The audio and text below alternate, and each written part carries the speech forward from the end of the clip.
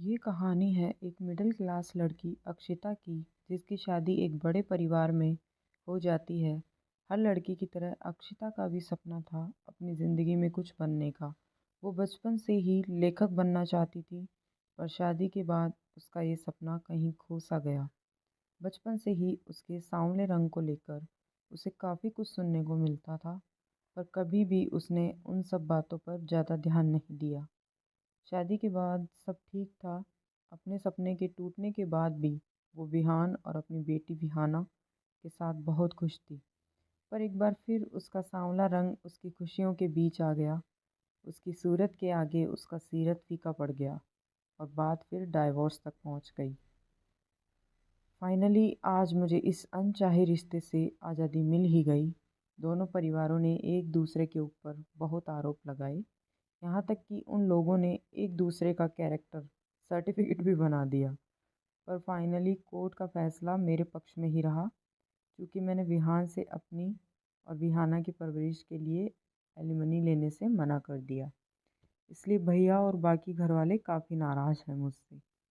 आज जब मैंने विहाना की कस्टडी के लिए कोर्ट में याचिका दर्ज की, तब विहान ने एक बार भी नहीं कहा कि वो उसे अपने पास रखना चाहता है। क्या एक बार भी उसे उस नन्ही सी जान का ख्याल नहीं आया, जो उसे शायद मुझसे भी ज़्यादा प्यार करती है? क्या एक बार भी उसके मन में ये ख्याल नहीं आया कि वो दिखावे के लिए ही सही, पर एक बार तो उस नन्ही जान को अपने पास रखने के लिए बोले, कह दे कि वो भी उससे उतना ही प्यार करता है जितना कि वो। खैर, मेरे लिए ये एक तरह से अच्छा ही था, क्योंकि मैं किसी भी हाल में अब विहाना को नहीं खोना चाहती थी। अगर कस्टडी की केस और आगे बढ़ती तो शायद विहाना मुझ में और विहान में से उसे ही चुनती, क्योंकि वो मासूम उसे अपना हीरो मानती है। कोर्ट रूम के बाहर बैठी मैं अब तक की अपनी पूरी ज़िंदगी को याद कर रही थी। सब कुछ किसी फिल्म की तरह मेरी आंखों के सामने चल रहा था। विहान से शादी, विहाना का हमारी ज़िंदगी में आना, और अब ये डाइवोर्स। हाँ, बिल्कुल सही सुना, डाइवोर्स। आज सबके खिलाफ जाकर मैंने ख़त्म कर लिया वो अनचाहा रिश्ता, जो कभी सिर्फ कुछ पैसों के कारण जुड़ा था। हमारे दिल तो कभी मिले ही नहीं थे। मैं अक्षिता बत्सल, सॉरी अक्षिता सिन्हा, क्योंकि इस शादी के बाद ही ये सरनेम भी मुझसे छिन गया, जो कभी शादी के बाद मेरे नाम से जुड़ा था। मेरी हाइट लगभग 5 फुट 3 इंच, सांवला रंग, लंबा चेहरा और बड़ी बड़ी आंखें। कुछ ऐसी ही दिखती हूँ मैं। मेरे पापा राजवीर सिन्हा इलाहाबाद के एक जाने माने लॉयर हैं। घर में अपने दोनों भाइयों की लाडली थी। ग्रेजुएशन कंप्लीट करने के बाद मैं मास्टर्स करना चाहती थी और उसके बाद लेखन में अपना करियर बनाना चाहती थी। पर शायद मेरी किस्मत में कुछ और ही था। अपनी मास्टर्स में एडमिशन लेने के बाद फर्स्ट डे जब मैं कॉलेज से घर आई तो बहुत खुश थी। मैं एकदम अपने सपने की ओर बढ़ा चुकी थी। पर घर आते ही मेरी सारी खुशियाँ एक पल में ही गायब हो गई। मैं अपने रूम की ओर जा रही थी कि पापा की आवाज़ मेरे कानों में पड़ी और मेरे कदम जहाँ थे वहीं रुक गए। वो माँ से मेरी शादी की बात कर रहे थे। शायद उनके किसी दोस्त ने मेरे लिए कोई रिश्ता बताया था। वो उसी के बारे में माँ से डिस्कस कर रहे थे। मैं भी दरवाजे पर खड़ी उनकी बातों को ध्यान से सुनने की कोशिश करने लगी। आज कोर्ट में तिवारी जी मिले थे। कह रहे थे उनके किसी दूर के रिश्तेदार का लड़का है, दिल्ली के एक मल्टीनेशनल कंपनी में जॉब करता है। अपने विचार और स्वभाव से भी वो काफ़ी सुलझा हुआ है, और सबसे बड़ी बात, उनका परिवार काफ़ी व्यवहारिक है। तिवारी जी कह रहे थे कि अगर हमें कोई ऐतराज़ ना हो तो वो हमारी अक्षु के लिए लड़के वालों से बात कर सकते हैं। अक्षिता के पिता राजवीर ने अपनी पत्नी नंदिता से बोला, पर शादी इतनी जल्दी? अभी अभी तो अक्षु ने अपना ग्रेजुएशन पूरा किया है। आपको नहीं लगता अभी शादी कुछ ज़्यादा जल्दी हो जाएगी? अभी उम्र ही कितनी हुई है उसकी, 21 की तो है ही, और अभी पढ़ाई भी तो उसकी बाकी है। नंदिता जी कुछ संकोच करते हुए बोली, मैं अभी ही शादी करने को नहीं कह रहा हूँ नंदिता। मैं तो अभी बस मिलने की बात करने को कह रहा हूँ। अगर सब कुछ ठीक रहा तो हम रिश्ता पक्का कर देंगे। शादी कुछ सालों बाद हो जाएगी, राजवीर जी ने कहा। पर फिर भी देखिए, मुझे अभी कुछ ठीक नहीं लग रहा। कम से कम उसकी पढ़ाई तो पूरी हो जाने दीजिए। नंदिता जी अभी भी अक्षिता की शादी के लिए राजी नहीं थी। देखो नंदिता, मैं भी उसका पिता हूँ। उसके लिए कभी कुछ बुरा नहीं चाहूँगा और मैं उसे पढ़ाई छोड़ने के लिए नहीं कह रहा हूँ। शादी के बाद भी वो अपनी पढ़ाई जारी रख सकती है। मेरी बात समझने की कोशिश करो नंदिता। ऐसे रिश्ते बार बार नहीं मिलते। और फिर हमारी अक्षु, तुम्हें तो सब कुछ पता है। उसके रंग के कारण कोई अच्छा रिश्ता मिलना भी बहुत मुश्किल है। राजवीर जी अपनी पत्नी नंदिता जी को समझाते हुए बोले। अपने पापा के मुंह से अपने रंग की बात सुनकर मैं धक से रह गई। मैंने कभी सपने में भी नहीं सोचा था कि पापा कभी मेरे रंग को लेकर चिंतित होंगे। बचपन से ही मैंने लोगों के मुंह से अपने रंग को लेकर काफ़ी बातें सुनी थी, पर मैंने कभी किसी की बातों पर ध्यान नहीं दिया। मुझे फ़र्क नहीं पड़ता था कि लोग मेरे रंग रूप को देखकर क्या बोल रहे हैं। मुझे बस अपने परिवार से मतलब था कि वो मेरे बारे में क्या सोचते हैं। पर आज पापा के मुंह से भी वही बातें सुनकर मेरे दिल में एक चुभन सी हुई। मुझसे और वहाँ रुका नहीं गया और मैं अपने सधे कदमों से अपने कमरे की ओर बढ़ गई। वैसे गलती पापा की भी नहीं थी। ठीक ही तो कहा उन्होंने। हमारे समाज ने हर चीज़ की परिभाषा तय कर रखी है, जैसे सुंदरता के लिए पतली कमर और गोरा रंग। सबको अपने बेटे के लिए मिस वर्ल्ड ही चाहिए। सब अपने बेटे के लिए चांद जैसी बहू लाने की कल्पना करते हैं, पर शायद भूल जाते हैं कि उस चांद में भी दाग है। सांवले कान्हा सबको प्रिय है, पर वही सांवले रंग को समाज में लेकर लोग तिरस्कार की भावना से देखते हैं। खैर, मेरे घर में भी मेरे रिश्ते की बात छिड़ चुकी थी। मैं उस वक्त शादी के सख्त खिलाफ थी। मैं पहले अपना करियर बनाना चाहती थी, उसके बाद शादी का प्लान था मेरा। उस वक्त मैंने किसी को कुछ न कहना उचित समझा। उस बात को लगभग 3 महीना बीत चुके थे। उसके बाद से मैंने भी घर में कभी शादी का जिक्र नहीं सुना। मुझे लगा शायद अब तक पापा के मन में मेरी शादी की बात निकल चुकी होगी, पर मेरी गलतफहमी थी।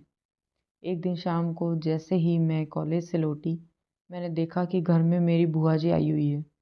ऐसे अचानक बुआ जी का आना मुझे कुछ समझ नहीं आया, क्योंकि वो हमेशा किसी त्यौहार या फंक्शन में ही आया करती थी। बुआ जी को कभी मुझसे कुछ खास लगाव नहीं रहा था। कारण वही था, मेरा सांवला रंग। बुआ जी दूध की तरह गोरी थी और उनकी तरह उनकी बेटी प्रेरणा दी, बिल्कुल उनकी फ़ोटोकॉपी। रूप रंग में बिल्कुल किसी हीरोइन की तरह। इसलिए उन्हें मुझे अपने ससुराल वालों के सामने ले जाने में शर्म महसूस होती थी।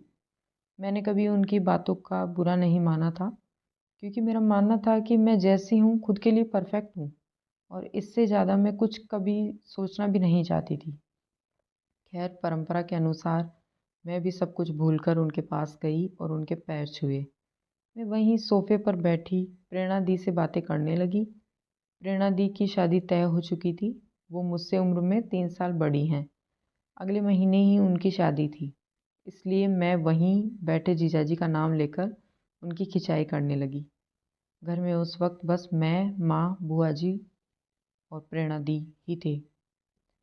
पापा अभी तक कोर्ट से घर नहीं आए थे और मेरे दोनों भाई किसी काम से बाहर गए हुए थे। तभी बुआ जी हंसते हुए बोली, अक्षु अब तू भी तैयारी कर ले बेटा। प्रेरणा के बाद अगली बारी तेरी ही है। क्या पता कब बुलावा आ जाए। इतनी जल्दी नहीं बुआ जी, अभी तो मेरी शादी ही में बहुत टाइम है। फिलहाल तो आप प्रेरणा दी की विदाई की तैयारी कीजिए। मेरी शादी में अभी कम से कम 4 साल तो लगेंगे ही। मैं हंसते हुए बोली, 4 साल नहीं बेटा, 4 दिन का है।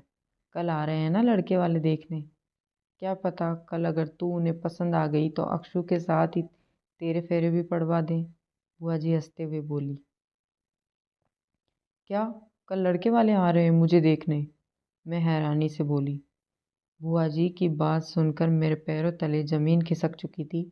मैं शादी के लिए अभी बिल्कुल भी तैयार नहीं थी, न फिज़िकली न मेंटली। मैंने हैरानी से माँ की तरफ देखा तो वो भी मेरी तरफ ही देख रही थी। मुझे आश्चर्य में देख बुआ जी माँ की तरफ देखते हुए बोली, क्यों भाभी, अब तक आपने बताया नहीं अक्षु को कि कल इसे लड़के वाले देखने आ रहे हैं? इसका चेहरा देख कर तो ऐसा ही लग रहा है।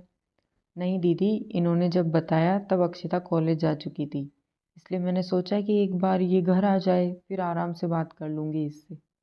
माँ मुझसे अपनी नज़रें चुरा बुआ जी की तरफ देखते हुए बोली, बात क्या अब भी माँ को कुछ का बात करना बाकी रह गया था? लड़के वालों को बुलाने से पहले एक बार किसी ने मुझसे कुछ पूछना भी ज़रूरी नहीं समझा। अब और बात करने को रह ही क्या गया था। मैंने एक नज़र माँ पर डाली और अपने कमरे की ओर चली गई। बुआ जी मुझे पीछे से आवाज़ देती रह गई, पर मुझे ऐसा लग रहा था जैसे उस वक्त मुझे कुछ सुना ही नहीं दे रहा हो। लगता है शर्मा गई। बुआ जी हंसते हुए बोली, तो माँ बस मुस्कुरा दी। माँ शायद मेरी मनोदशा समझ रही थी। प्रेरणा दी के पास जीजू का फ़ोन आ गया था, तो वो उनसे बात करने में बिज़ी हो गई। मैंने कमरे में आकर झट से दरवाज़ा बंद कर दिया और बेड पर बैठी सुबकने लगी। हालांकि ये कोई रोने वाली बात नहीं थी, पर मैं बचपन से ही शादी को लेकर बहुत डरती थी। चूँकि पापा वकील है, तो बचपन से ही मैंने उन्हें मुंह से न जाने वाली कितनी ही शादियाँ टूटते हुए सुना था। शादी सिर्फ दो लोगों का ही नहीं, दो परिवारों के साथ दो दिलों का भी मिलन होता है। शादी के साथ ही हर लड़की के कंधों पर बहुत सारी जिम्मेदारियां आ जाती है। शादी के बाद लड़के के जीवन में बहुत सारी बदलाव आते हैं, और मैं उस वक्त उन जिम्मेदारियों और बदलाव के लिए बिल्कुल भी तैयार नहीं थी। क्योंकि अभी शादी तय नहीं हुई थी, बस लड़के वाले मुझे देख नहीं आ रहे थे, पर उसके आगे की कल्पना मात्र से ही बस मेरी आंखों में आंसू आ गए थे। रोते रोते मैं कब सो गई मुझे पता ही नहीं चला। शाम के 5 बजे दरवाजे पर हुई खटखट से मेरी नींद खुली। मैंने जब दरवाज़ा खोला तो देखा कि पापा और माँ बाहर खड़े हैं। उन दोनों को देख मैं अपना सर झुकाकर एक तरफ खड़ी हो गई। पापा और माँ ने एक दूसरे की तरफ देखा और फिर कमरे में अंदर आ गए। मैं भी उनके पीछे कमरे में आ गई और वही उनके बगल में खड़ी हो गई। पापा ने गहरी सांस ली और फिर मेरी तरफ देखते हुए बोले, मैं जानता हूँ बेटा, तुम कॉलेज से जब से आई हो बहुत परेशान हो, शायद नाराज़ भी हो हम दोनों से। देखो बेटा, मैंने जो भी फैसला लिया है तुम्हारी भलाई के लिए ही लिया है। अभी तुम्हें शायद मैं गलत लगूंगा, पर एक बार मेरी जगह खुद को रख कर देखो, फिर तुम शायद मुझसे समझ सको। बचपन से ही मैं अपने मन की सारी बातें खुलकर बोलती थी, चाहे वो सामने वाले को पसंद आए या ना आए। उस बार भी मैंने अपनी बात रखनी सही समझी। मैं वहीं पापा के पैरों के पास बैठ गई और उनके हाथों को थामते हुए बोली, पापा, शादी एक बहुत बड़ी जिम्मेदारी है और मैं इसके लिए अभी बिल्कुल भी तैयार नहीं हूँ। आपको नहीं लगता अभी शादी थोड़ी जल्दी होगी?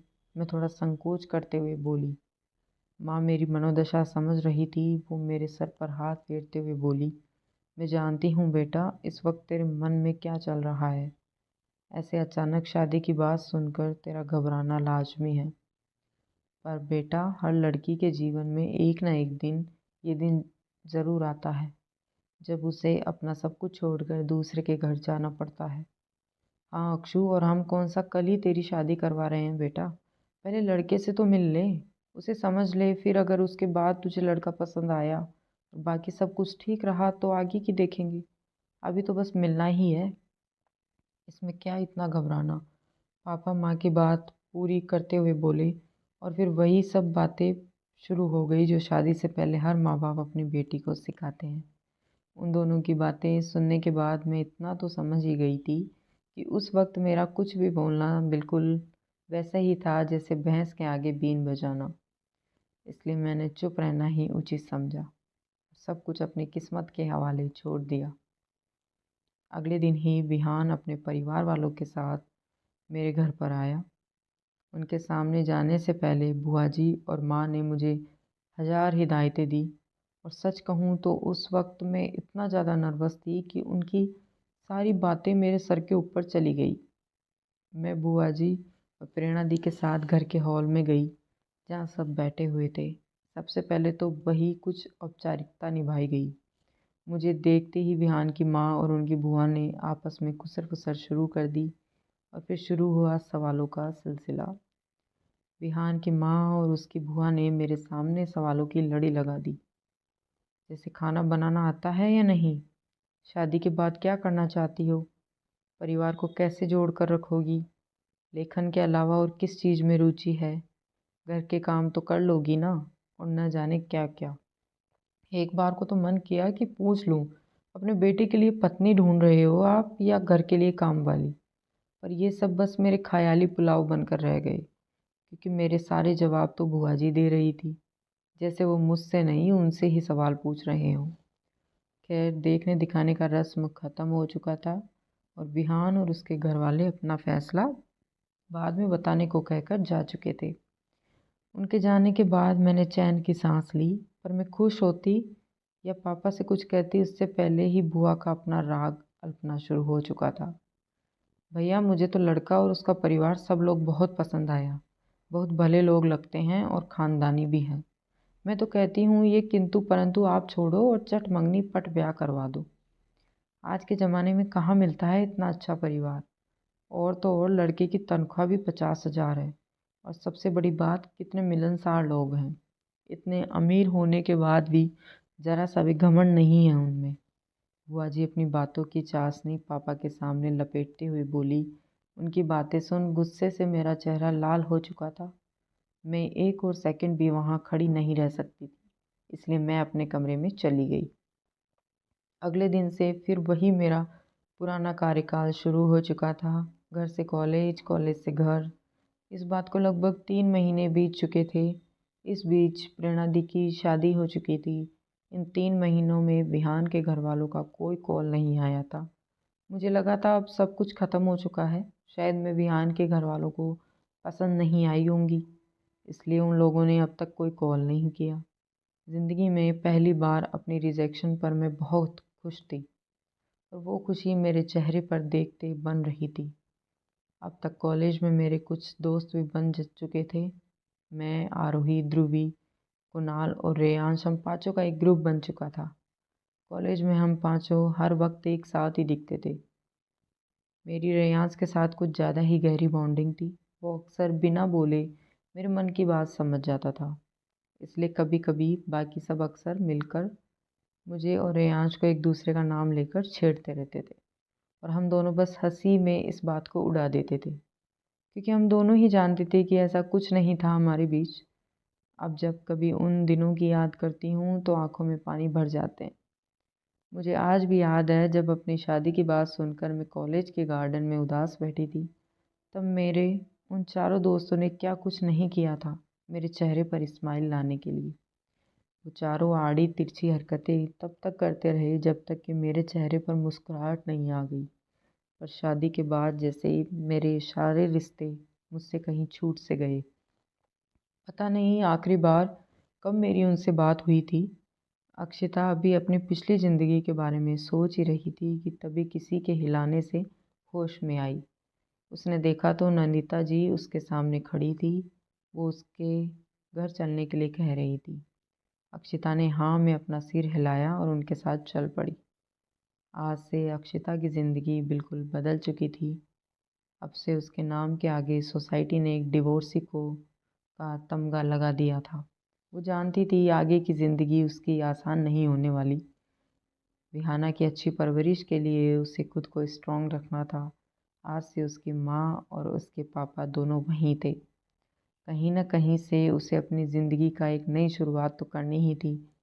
अक्षिता ने पक्का इरादा बना लिया था कि अब वो अपनी ज़िंदगी में कभी पीछे मुड़कर नहीं देखेगी। इन्हीं सब ख्यालों में उलझी वो कब घर पहुंच गई उसे पता ही नहीं चला। घर पहुंचकर वो सीधे अपने कमरे में चली गई। इस वक्त उसका किसी से भी कुछ भी बात करने का बिल्कुल भी मन नहीं था, इसलिए बाकी सबने भी उसे कुछ देर अकेले रहने देना ही उचित समझा। विहाना के दिमाग पर कुछ गलत असर न पड़े, इसलिए अक्षिता ने उसे 1 महीने के स्कूल ट्रिप पर भेज दिया था। अब तक उसके दोनों भाइयों की शादी भी हो चुकी थी। बड़े भाई वाले की एक 4 साल की बेटी और एक 2 साल का बेटा था। वहीं छोटी वाली भाभी अभी प्रेग्नेंट थी। अक्षिता अपने कमरे में आकर फ्रेश हुई और कुछ देर के लिए लेट गई। थकान के कारण जल्दी ही उसे नींद आ गई। न जाने ही कितने ही रातें उसने करवटें बदल कर बस बिताई थी। आज महीनों बाद वो चैन की नींद सोई थी। आज उसके चेहरे पर एक अलग ही सुकून था, बिल्कुल उस पंछी की भांति जिसे कुछ देर पहले ही पिंजरे से आज़ाद किया गया हो। तभी अक्षिता का बड़ा भाई अंगद उसके कमरे के बाहर से गुजरा। अक्षिता के रूम का दरवाज़ा खुला देख वो एक पल को ठहर गया। उसने कुछ पल सोचा और फिर उसके रूम की ओर बढ़ गया। कमरे में आते ही उसकी नज़र बेड पर सोई हुई अक्षिता पर पड़ी। अक्षिता की चादर थोड़ी नीचे गिरी हुई थी। अंगद ने अच्छे से उसे चादर से कवर किया और वही उसके सिराने आकर बैठ गया। वो एकटक उसके चेहरे पर देख रहा था, किंतु कुछ बदल गया था। आंखों के नीचे पड़े डार्क सर्कल इस बात की चीख चीख कर गवाही दे रहे थे कि न जाने कितनी ही रातों से उसकी बहन सोई नहीं थी। जिस बहन के चेहरे पर कभी जो मुस्कुराहट रहती थी, वो न जाने कहाँ खो गई थी। उसका चेहरा बिल्कुल रूखा और बेजान पड़ गया था। ये सब देखकर उसे अपने अंदर एक चुभन सी महसूस हो रही थी। I am sorry Akshu, please अपने इस भाई को माफ़ कर देना। जिस वक्त तुझे सबसे ज़्यादा मेरे प्यार और सपोर्ट की ज़रूरत थी, उस वक्त मैं तेरे साथ नहीं था। अगर उस वक्त मैंने किसी की बातों में न आकर समाज की जगह तेरा खुशी के बारे में सोचकर तेरा साथ दिया होता, तो तुझे इतना सफ़र नहीं करना पड़ता। आई एम सॉरी बच्चा, बट आई प्रॉमिस अब से तेरा ये भाई हमेशा तेरे साथ है। कोई कुछ भी कहे, पर अब तेरा ये भाई हर कदम पर तुझे अपने साथ खड़ा मिलेगा। और ये वादा है एक भाई का अपनी अक्षु से। अंगद अपनी आंसुओं से भरी आंखों को पोंछते हुए बोला। उसने प्यार से उसके सर पर हाथ फेरा और उसके माथे को चूम कमरे से बाहर निकल गया। अगले दिन से अक्षिता का नया सफ़र शुरू हो चुका था। वो सुबह का ब्रेकफास्ट कर ही रही थी कि अंगद न्यूज़पेपर में अपनी नज़रें गड़ाए हुए बिना उसकी तरफ देखे बोला, अक्षु, अब जब तू फ्री है तो क्या मैं सोच रहा था कि मेहता मार्केट वाली जो शॉप है वो अब से तू ही देखे। मैं और उमंग इलाहाबाद वाली नई ब्रांच देख लेंगे। क्यों उमंग, क्या ख्याल है तेरा? अंगद अपने छोटे भाई उमंग पर एक नज़र डालते हुए बोला। ये सुनते ही खाना परोस रही अंगद की पत्नी शगुन के हाथ अचानक से रुक गए। क्या हुआ मम्मा, अब रुक क्यों गई? दो न मुझे मिल्क शेक। शगुन को खोए देख उसकी नन्ही सी बेटी ध्रुवा बोली। वो भैया पापा, मुझे आप लोगों को कुछ बताना था। अक्षिता थोड़ा संकोच करते हुए बोली। हाँ तो बोल ना, इस इतना क्यों सोच रही है? उसे संकोच के देख उसके भाई उमंग ने कहा, भैया मैंने फैसला लिया है कि मैं अपना लेखन का काम फिर से शुरू करूँगी। अक्षिता सबकी तरफ देखते हुए बोली। पर अक्षु, ऐसे अचानक? मेरा मतलब तुझे लिखना छोड़े हुए लगभग 5 साल हो चुके हैं। तुझे लगता है तू फिर से सब कुछ शुरू कर पाएगी? अंगद थोड़ा सकुचाते हुए बोला। मेरे कुछ पहले की लिखी हुई नॉवेल थी मेरे पास, जो मैंने कहीं भी पब्लिश होने के लिए नहीं डाला था। उसकी एक कॉपी भेजी है मैंने प्रिंटिंग प्रेस के पास। कल शाम तक उनका जवाब आ जाएगा। Let's hope for best. Akshita रोटी का एक निवाला अपने मुंह में डालते हुए बोली। फिर ये तो बहुत अच्छी बात है। अगर उनका रिस्पॉन्स पॉजिटिव रहा तो तेरे करियर के लिए भी अच्छा होगा, उमंग ने कहा। डाइनिंग टेबल पर बैठे राजवीर जी अपनी बेटी को देख रहे थे। कितना दर्द भरा था उसके अंदर, पर फिर भी सबके सामने खुश रहने का दिखावा कर रही थी। और इतना ही नहीं, रोने की जगह अपनी ज़िंदगी की नई शुरुआत भी कर रही थी। आज उन्हें अपने परवरिश पर भी बहुत गर्व हो रहा था। आज के इस दौर में जहाँ भाई भाई से झगड़ता है, वहीं आज उनके तीनों ही बच्चे एक दूसरे की ताकत बन रहे थे। अक्षिता आत्मनिर्भर बने और उसे कभी किसी पर बोझ महसूस न हो, इसलिए अंगद ने उसे अपनी पुरानी डायमंड की शॉप संभालने को कहा था, जिसे नई ब्रांच खुलने के कारण अभी उमंग संभाल रहा था। अंगद के इस फैसले पर उमंग को कोई भी एतराज़ नहीं था। अक्षिता ने फैसला कर लिया था कि वो फिर से लेखन में ही अपना करियर बनाएगी। इसके लिए उसने एक पब्लिकेशन हाउस को अपनी लिखी कुछ नॉवेल्स की कॉपी भेज दी थी, जिसका जवाब कल शाम तक आने वाला था। चूँकि अक्षिता के पास करने को कुछ था नहीं, इसलिए वो नाश्ते के बाद अपने कमरे में चली गई। वो अपने कमरे में बैठी ही थी कि उसका फ़ोन बजा। उसने देखा तो उसकी दोस्त निहारिका का फ़ोन था। उसकी शादी होने वाली थी। उसी के इनविटेशन के लिए उसने अक्षिता को कॉल किया था। निहारिका को अक्षिता और विहान के अलग होने के बारे में कुछ पता नहीं था, इसलिए उसने दोनों को ही साथ आने को कहा और बाद में बात करने का बोल कॉल डिस्कनेक्ट कर दिया। अनजाने में ही सही, पर एक बार फिर अक्षिता का दर्द ताज़ा हो चुका था। विहान के बारे में सोचते हुए एक बार फिर वो अपनी पुरानी यादों में खो गई। मुबारक हो भाभी, लड़के वाले रिश्ते के लिए मान गए। अक्षु बेटा, अब तू भी दिन गिनने शुरू कर दे। क्या पता कब ससुराल से बुलावा आ जाए। बुआ जी अक्षिता की माँ नंदिता जी को मिठाई खिलाते हुए बोली। अक्षिता को कुछ समझ नहीं आ रहा था। वो बस हैरान परेशान सी अपने घर वालों को देख रही थी। उसकी ज़िंदगी का इतना बड़ा फैसला लेने से पहले किसी ने उससे एक बार भी पूछना ज़रूरी नहीं समझा था। 2 दिन बाद ही विहान के घर वाले शगुन लेकर आने वाले थे। वो अपने कमरे में परेशान सी बैठी थी कि नंदिता जी उसके कमरे में आते हुए बोली, अक्षिता ये कल के लिए तेरे कपड़े हैं, पहन के देख ले। अगर कुछ दिक्कत हुई तो कल तक इसे ठीक करा देंगे, या अगर तुझे पसंद ना हो तो दूसरी ले लेंगे। मेरी पसंद आप लोगों के लिए कोई मायने भी रखती है क्या माँ? आप लोगों को मुझसे कुछ पूछने की कब से ज़रूरत पड़ने लगी? सब कुछ तो डिसाइड कर ही लिया आप लोगों ने। कपड़े भी खुद ही ले लो। अक्षिता एक फीकी सी मुस्कुराहट के साथ बोली। उसकी बातें सुनकर नंदिता जी के चेहरे से अचानक से मुस्कान गायब हो गई। वो उसके पास गई और उसके एक तरफ बिस्तर पर बिठाते हुए उसके हाथों को थामते हुए बोली, क्या हुआ अक्षु? तू ऐसी बातें क्यों कर रही है? क्या तू इस शादी से खुश नहीं है? क्या तुझे लड़का पसंद नहीं आया? कोई दिक्कत है तो बोल देना बेटा। आपको नहीं लगता माँ, आपने ये सवाल मुझसे बहुत जल्दी पूछ लिया? अरे मेरी पसंद तो छोड़ो, सब कुछ तय करने से पहले आप लोगों ने तो मुझसे एक बार पूछना तक ज़रूरी नहीं समझा कि मैं क्या चाहती हूँ। बस लड़के वालों ने हाँ कर दी, अब शादी होगी तो होगी बस। मेरी पसंद या नापसंद से यहाँ किसको फ़र्क पड़ता है?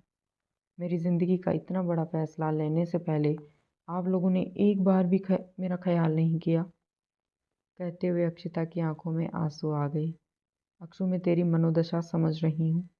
जानती हूँ मैं इस वक्त तू किन हालातों से गुजर रही हूँ।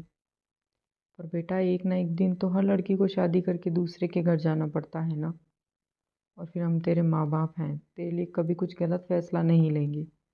नंदिता जी अक्षिता को समझाते हुए बोली। जानती हूँ माँ, पर शादी की भी एक उम्र होती है। और आपको नहीं लगता आप लोगों ने मेरी उम्र कुछ जल्दी ही तय कर दी? अक्षिता उन पर तंज कसते हुए बोली। नंदिता जी ने कुछ कहना चाहा तो अक्षिता बीच में ही उन्हें रोकते हुए बोली, प्लीज़ माँ, मुझे कुछ देर के लिए अकेला छोड़ दीजिए आप। इस वक्त मेरा आपा मेरे वश में नहीं है और मैं नहीं चाहती मेरे कारण आप दुखी हों, इसलिए प्लीज़ यहाँ से चले जाइए। नंदिता जी ने भी उस वक्त उसे अकेले छोड़ना ही सही समझा, इसलिए वो कमरे से बाहर चली गई। किसी काम से वहाँ आए राजवीर जी ने जब उन दोनों को बात करते देखा तो वो भी दरवाजे पर खड़े उनकी बातें सुनने लगे। उन्होंने भी उन दोनों की पूरी बातें सुन ली थी, इसलिए वो बिना कुछ कहे ही वहाँ से चले गए। 2 दिन बाद ही विहान के घर वाले शगुन लेकर आ चुके थे। सब घर वालों की मौजूदगी में घर पर ही उन दोनों के लिए एक छोटा सा एंगेजमेंट रखा गया था। पीली साड़ी में अक्षिता बहुत सुंदर लग रही थी। वहीं फॉर्मल ड्रेस में विहान भी कुछ कम नहीं लग रहा था। वो देखने में भी अक्षिता से कहीं ज़्यादा स्मार्ट था।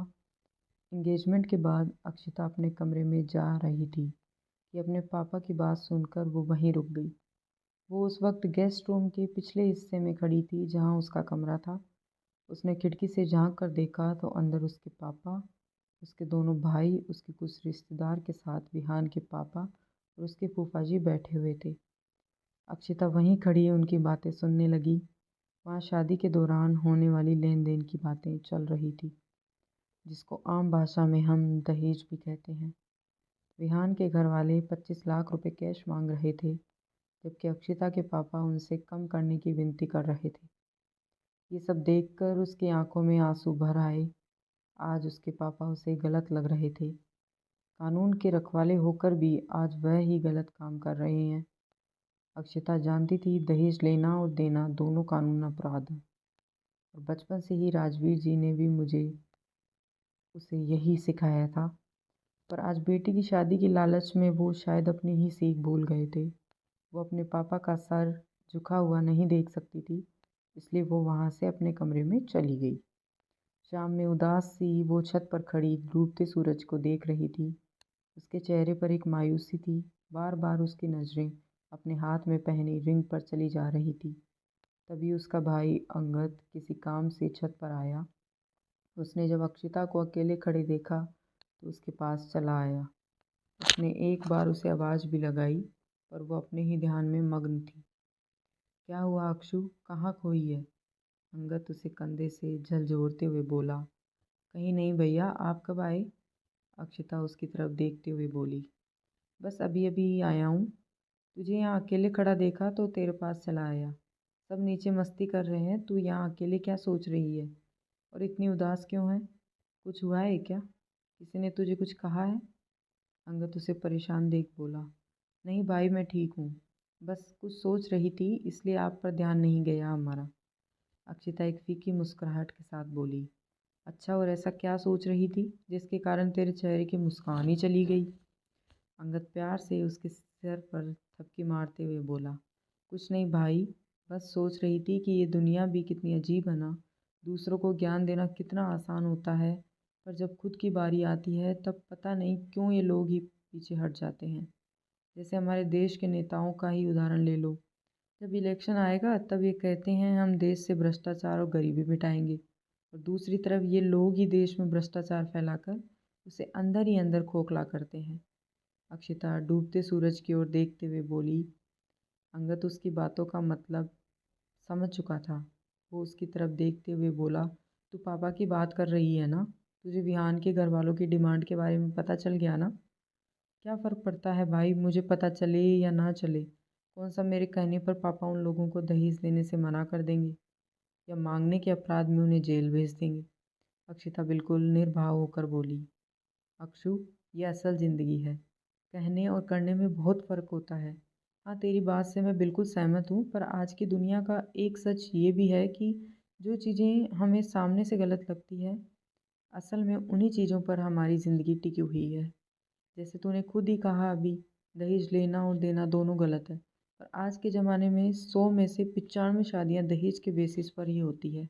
हम जानते हैं घूस लेना गलत है, और सबके सामने कहते भी हैं और लोगों को रोकते भी हैं।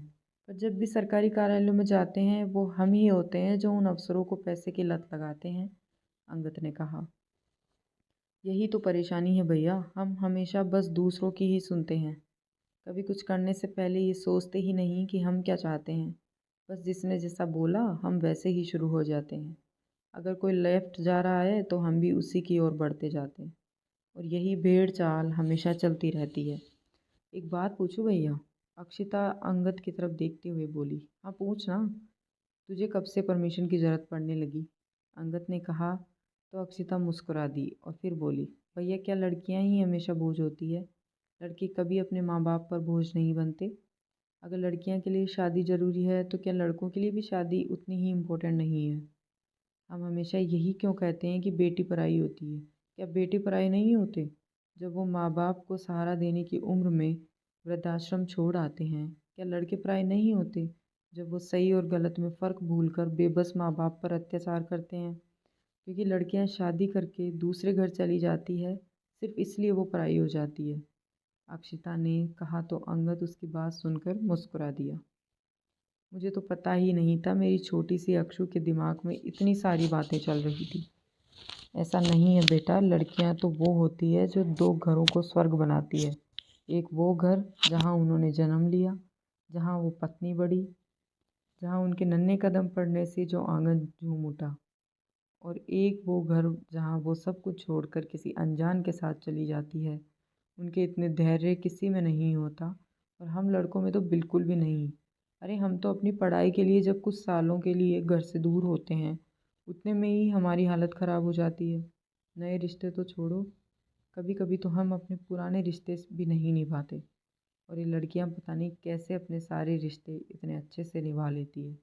पता नहीं कहाँ से लाती है इतना सब्र वो।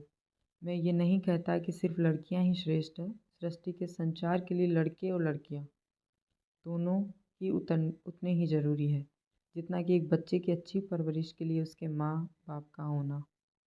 दोनों की कार्यशैली बटी हुई है, पर हमारे समाज ने कुछ धारणाएं बनाए रखी है। उनमें से एक ये भी है, किसी ग्रंथ में नहीं लिखा कि लड़कियां पराई धन हैं और लड़के अपना धन। और ना ही ये लिखा कि शादी सिर्फ लड़कियों के लिए ज़रूरी है। वो तो कुछ इस समाज के ढकोसले ज्ञानी लोगों ने रीतें बना दी और हम बस उसी के पीछे भेड़-चाल चले जा रहे हैं। अगर कोई इस पर प्रश्न उठाता है तो ये समाज उसे ये बोल के चुप करा देता है कि ये हमारे पूर्वजों से चला आ रहा है। फिर ये गलत कैसे है? समाज के पास और कोई जवाब नहीं होता, इसलिए वो हर बार ये बोल के बच जाते हैं। अंगद ने कहा तो अक्षिता ने कुछ नहीं कहा, वो बस सामने देखती रही। अब तक सूर्य डूब चुका था और हल्का अंधेरा भी हो चुका था। चल बहुत हो गई बातें, ये सब अपने दिमाग से निकाल दे और नीचे चल, सब इंतज़ार कर रहे होंगे। अंगद प्यार से उसके सर पर हाथ फेरते हुए बोला तो अक्षिता उसके साथ नीचे चली गई। फ़ोन के रिंगटोन से अक्षिता वापस वर्तमान में लौटी। उसने देखा तो उसका फ़ोन बज रहा था और न जाने वो कब से अपने ख्यालों में गुम थी। उसने देखा तो कोई अननोन नंबर से कॉल था। वो कॉल रिसीव करती उससे पहले ही डिस्कनेक्ट हो गया और तभी बैटरी डिस्चार्ज होने के कारण उसका फ़ोन भी बंद हो गया।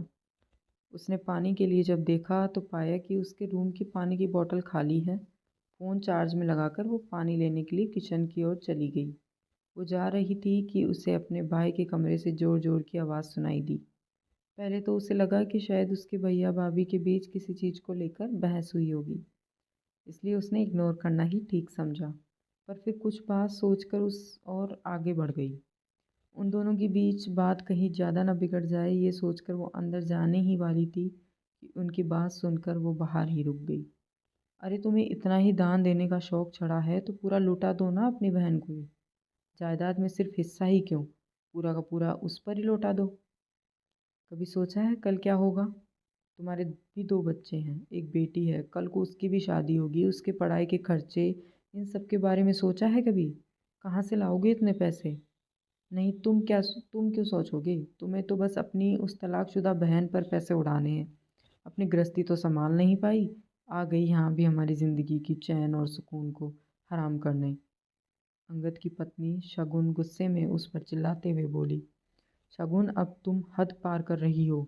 मैं कब से तुम्हारी बातें सुन रहा हूँ, इसका मतलब ये नहीं कि तुम कुछ भी बकवास करती रहोगी। और भूलो मत, जिसके बारे में तुम ये उल्टी सीधी बातें कर रही हो वो भी तुम्हारी कुछ लगती है। एक औरत होकर भी तुम ऐसी बातें कैसे कर सकती हो? और इस वक्त वो टूटी हुई है, उसे हमारे प्यार और सपोर्ट की ज़रूरत है। अगर उसका साथ नहीं दे सकती तो कम से कम मुझे तो मत रोको। अंगद गुस्से में अपनी पत्नी को फटकारते हुए बोला तो शगुन उल्टा उस पर ही दोबारा बरसते हुए बोली, हाँ हाँ, इस दुनिया में एक तुम्हारी ही तो बहन है जिसके साथ बुरा हुआ है।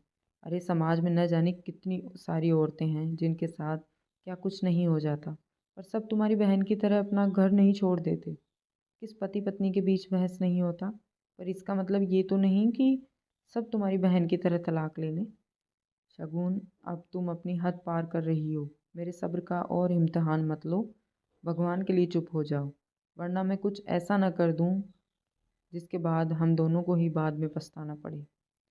अंगद खुद के गुस्से पर काबू करते हुए बोले, कुछ गलत नहीं कह रही हूँ, सच ही बोल रही हूँ, सब कुछ। और किस किस को चुप कराओगे? मैं तो आज चुप हो जाऊंगी, पर ये समाज उसे कभी चैन से नहीं जीने देगा। तुम चाहे कुछ भी कर लो, पर यह सच नहीं बदल सकता कि वो एक छोड़ी हुई औरत है। शगुन के इतने बोलते ही अंगद का सब्र का बांध टूट गया और उसका हाथ उठ गया। वहीं दूसरी तरफ अक्षिता ये सब सुनकर अभी भी सदमे में थी। उसे तो भरोसा ही नहीं हो रहा था कि उसकी खुद की भाभी उसके बारे में ऐसा सोच रखती है। वो थके कदमों से अपने कमरे की ओर बढ़ गई। यही तो आज की सच्चाई थी। शगुन ने कुछ गलत भी तो नहीं कहा था। वो तो बस वही सब कह रही थी जो एक समाज तलाकशुदा औरत के बारे में सोचता है। हमारे समाज में जो विक्टिम होते हैं हमेशा वही सफ़र करते हैं और क्रिमिनल वैसे के वैसे ही रह जाते हैं। एक तलाकशुदा मर्द के लिए सब कुछ पहले जैसा ही रहता है, पर वही औरत के लिए ये सारे कानून नियम बदल जाते हैं। एक रेपिस्ट को किसी लड़की की ज़िंदगी बर्बाद करने के बाद भी कोई उसे पछतावा नहीं होता। वहीं जिस लड़की के साथ गलत हुआ होता है उसे हर कदम पर इस समाज के ताने सुनने पड़ते हैं। समाज उस रेपिस्ट को तो जीने देता है, पर उस लड़की को हर कदम पर धिक्कारता है, उसे आगे बढ़ने से रोकता है। समाज हम जैसे लोगों को से बनता है, न कि लोग समाज से बनते हैं। बदलाव आना ज़रूरी है। अगर हम किसी के आंसू नहीं पहुंच सकते तो हमारा कोई हक नहीं बनता कि हम किसी के दुख का कारण बने। आपको यह कहानी पसंद आई हो तो वीडियो को लाइक, शेयर और कमेंट करें और चैनल को सब्सक्राइब करें।